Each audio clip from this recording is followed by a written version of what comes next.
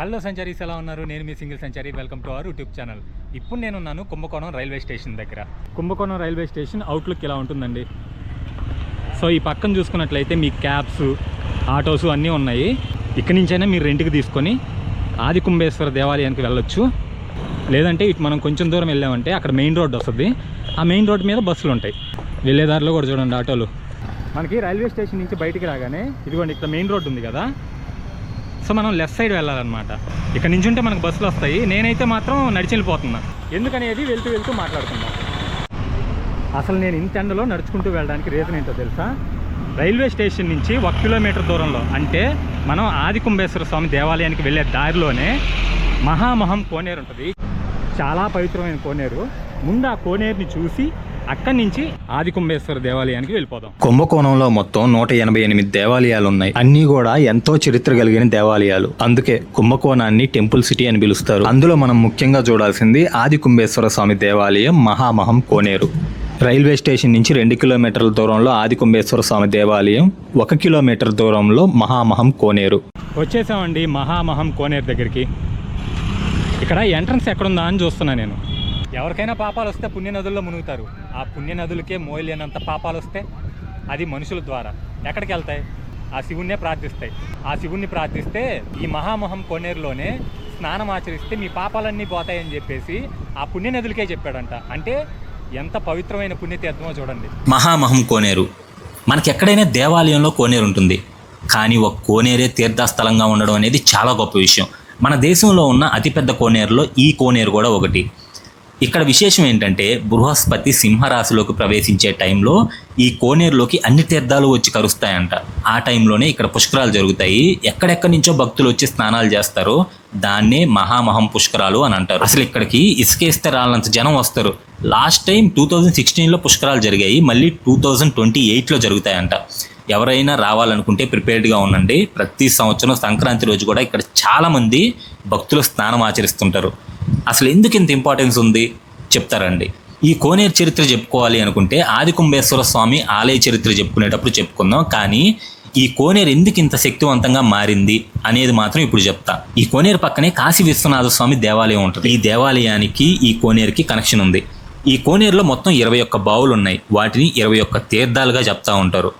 గంగ తీర్థం, కుబేర తీర్థం, గోదావరి తీర్థం ఎక్సెట్రా, ఇలా 21 తీర్థాలు ఉంటాయి. నవకన్యకులు అంటే 9 నదులు: గంగా, యమున, సరస్వతి, నర్మదా, కావేరి, గోదావరి, కృష్ణ, మహానది, సరయు నదులు. వాళ్ళల్లో ఉన్న పాపాలు మోయలేక ఆ కాశీ విశ్వనాథుడి దగ్గరికి వెళ్తే అక్కడ తపస్సు చేస్తే శివుడు ప్రత్యక్షమయ్యి మీరందరూ మహామహం రోజు, అంటే ఇప్పుడు మనం పుష్కరాలను పిలుచుకుంటున్నాం కదా, ఆ రోజు స్నానం ఆచరిస్తే మీ పాప భారాలన్నీ తొలగిపోతాయని చెప్తాడు. వాళ్ళకి ఇక్కడికి ఎలా రావాలో తెలియకపోతే స్వయంగా మహాశివుడే వాళ్ళని వెంట పెట్టుకుని వచ్చి ఇక్కడ పాప పరిహారాలు చేపిస్తాడు. నవకన్యకులు పాపాలు పోగొట్టుకున్న తర్వాత శివుణ్ణి ఇక్కడే ఉండమని కోరితే కాశీ విశ్వనాథుడిగా ఇక్కడే వెలిసాడు. అయినా నదులు పాపాలు చేయడం ఏంటండి అనుకుంటున్నారా? పాపాలు వాళ్ళు చేయలేదండి. మనుషులు నదుల్లో పాపాలు పోవడం కోసం స్నానాలు చేస్తుంటారు కదా, అవన్నీ ఎక్కువయ్యి 9 నదులు మొయ్యలేక శివుడి దగ్గరికి వెళ్ళారు. ఆ నవకన్యకులు స్నానాలు చేశారు కాబట్టి ఈ మహామహం తీర్థాన్నే కన్యకార్ తీర్థం అని కూడా పిలుస్తారు. అసలు ఈ తీర్థం పక్కన మండపాలు అయితే అద్భుతమైన కళా సంపత్తో అసలు ఎంత బాగున్నాయంటే మొత్తం ఇటువంటి 16 ఉన్నాయంట ఈ కోనేరు చుట్టుపక్కల. ఇప్పటి వరకు మహామహం కోనేరు చరిత్ర తెలుసుకున్నాం కదా.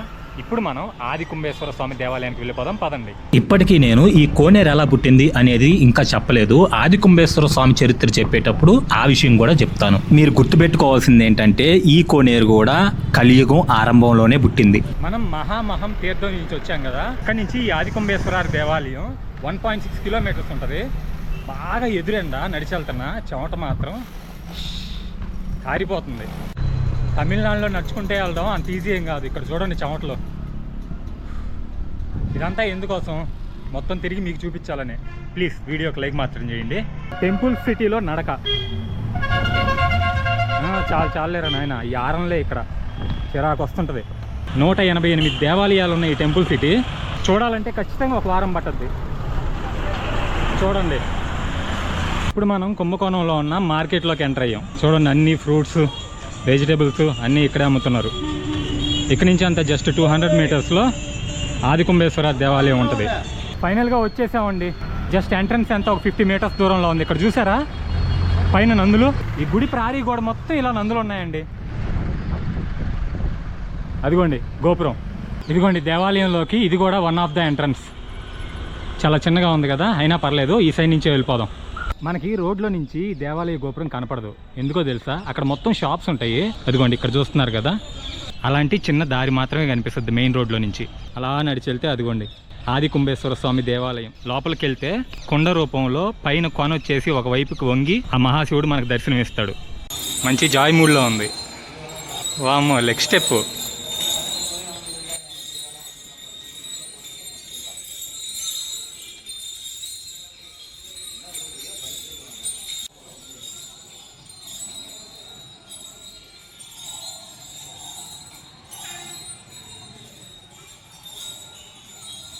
ఇప్పుడు మనం ఆది కుంభేశ్వర స్వామి ఆలయ చరిత్ర తెలుసుకుందాం రండి.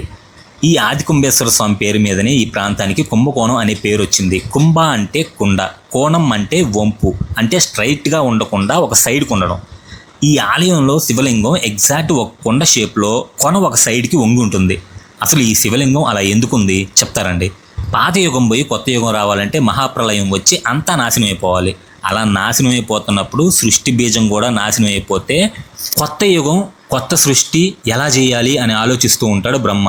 అలా ఆలోచిస్తూ మహాశివుడిని సలహా అడుగుతాడు. అప్పుడు మహాశివుడు బ్రహ్మదేవుడికి ఇక్కడ ఇసుకతో ఒక కొండను తయారు చేసి అందులో అమృతాన్ని, సృష్టి బీజాలని, వేదాలని, పురాణాలని, ఇతిహాసాలను కూడా ఆ కొండలో పెట్టమని, వాటిపైన మామిడాకులు పెట్టి కొబ్బరికాయతో కలశం చేసి మొత్తాన్ని దర్భలతో గట్టి కదలకుండా ఉంచి ఆ కొండని బిల్వపత్రాలతో పూజించమని చెప్తాడు. యుగాంతం జరిగేటప్పుడు అన్నీ నాశనం అవుతాయి, కానీ ఆ సృష్టికి మూలం ఎంతో జ్ఞానం నిండి ఉన్న ఈ కొండ మాత్రం ఏవి అవ్వకుండా నీటిలో తేలుతూ ఆ ప్రళయం నీరంతా తగ్గే టైంకి ఈ కుంభకోణం ప్రాంతానికి, అంటే ఈ ప్రాంతానికి వచ్చి చేరుతుంది. అప్పుడు మహాశివుడు ధనస్సు తీసుకొని బాణం వేసి ఆ కొండను బద్దలు కొడతాడు. అందులో ఉన్న సృష్టి బీజాలు దూరంగా ఎక్కడెక్కడో పడతాయి. అలా ఆ కొండను కొట్టినప్పుడు అందులో ఉన్న అమృతం పడ్డ చోటే ఇందాక మనం చూసిన మహామహం కోనేరు. వేదాలు, పురాణాలు, ఇతిహాసాలు, జ్ఞానం అంతా కూడా సేఫ్గా కొత్త యుగంలోకి వచ్చేస్తాయి. ఆ మహాశివుడు ఛేదించిన కొండలోనే శివయ్య వెలుస్తాడు. సృష్టి స్టార్ట్ అయినప్పుడు ఇక్కడ వెలిశాడు కాబట్టి ఆది కుంభేశ్వరుడు అని పిలుస్తారు. అలా మన సృష్టికి కారణం మూలమైన మహాశివుడు కొండ రూపంలో దర్శనమిస్తూ ప్రజలను కాపాడుతూ ఉన్నాడు.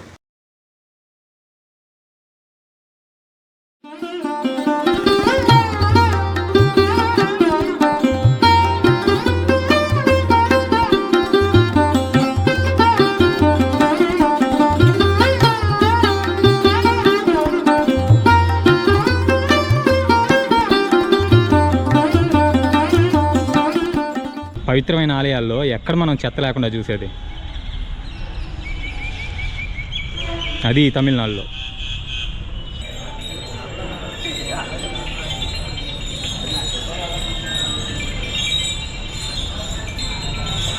సంచారీస్, ఇప్పటి వరకు ఆది కుంభేశ్వర స్వామి దేవాలయం గురించి అలాగే మన సృష్టి గురించి తెలుసుకున్నాం కదా.